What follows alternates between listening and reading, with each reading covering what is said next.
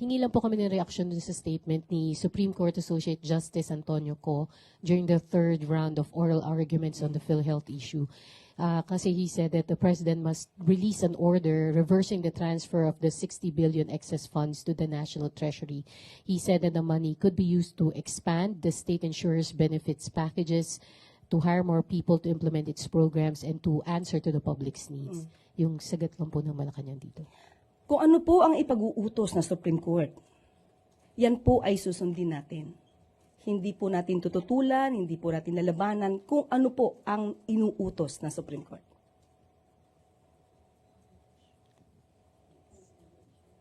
Maricel Halili, TV5. On other issue, may we know the reason why is there a change in leadership of the Presidential Security Command?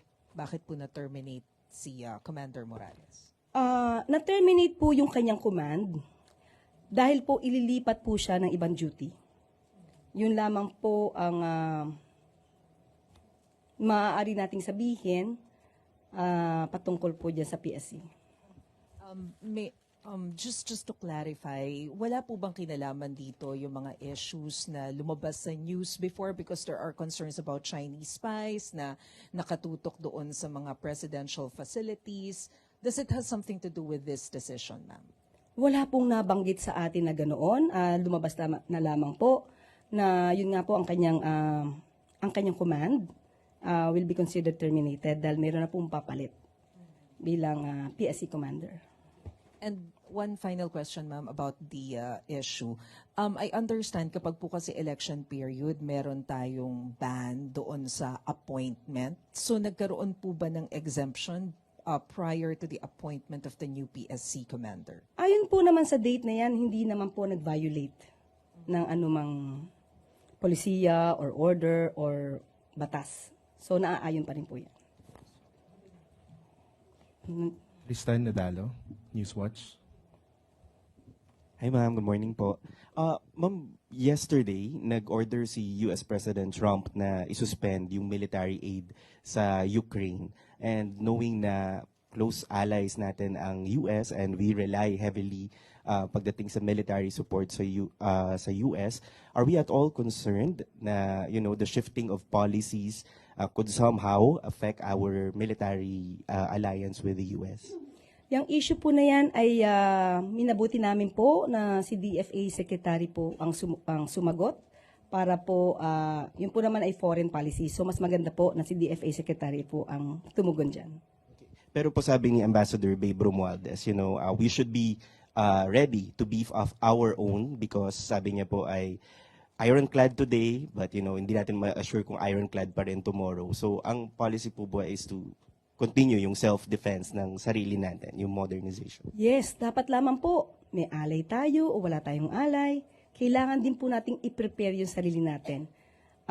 Yung AFP modernization ay talagang kailangan po natin yan para hindi naman tayo masyado umaasa sa ating mga allies. Thank you, Yusek. Yusek Claire. Okay. Okay na? Okay, so I just want to have a clarification. Okay? On my previous statement about the alleged ownership of Secretary J of Digital 8, okay. If I could still remember, I was asked by Miss Ana Bajo. Sinulat ko po eh. Okay.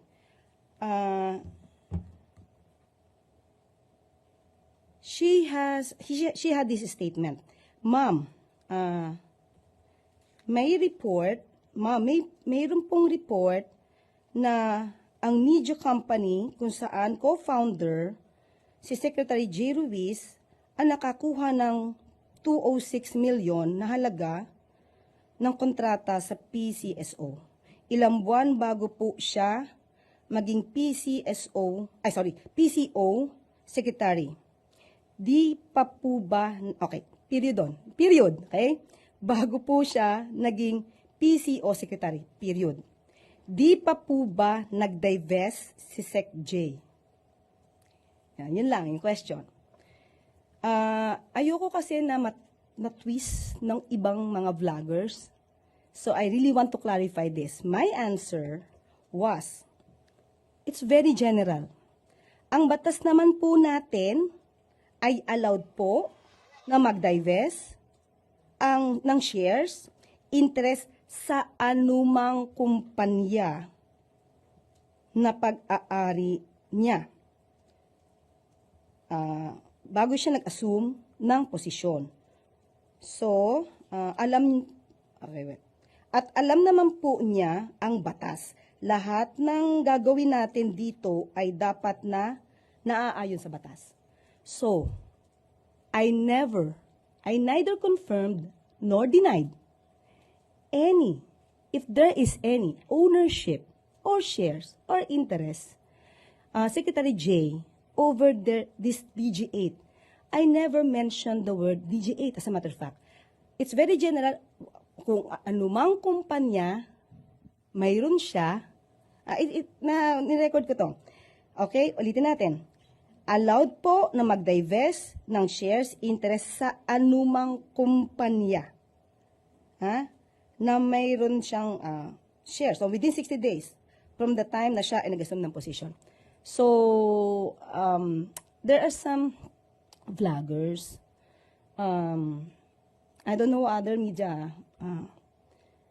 There is this, I will not consider that as misquoted because there might be a misunderstanding.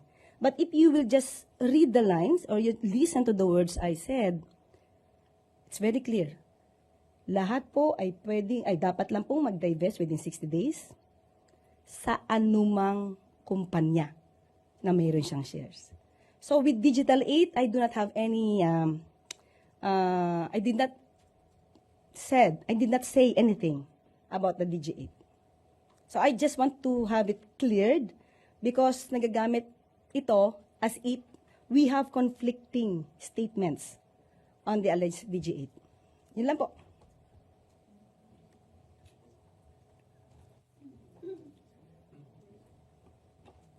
That's it. Okay. Dito po nagtatapos ang ating briefing. Maraming salamat, Malacanang Press Corps at magandang umaga.